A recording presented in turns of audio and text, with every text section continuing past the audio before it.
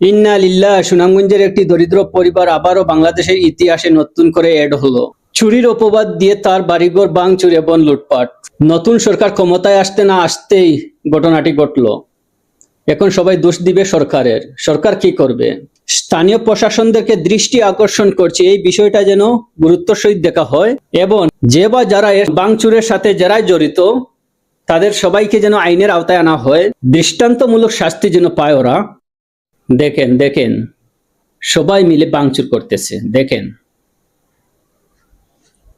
কি করবে একটি একলা মহিলা, কি করবে দেখেন। ঘরটা তছনছ করে দিল সবাই এবং সবকিছু লুট করে নিয়ে গেল।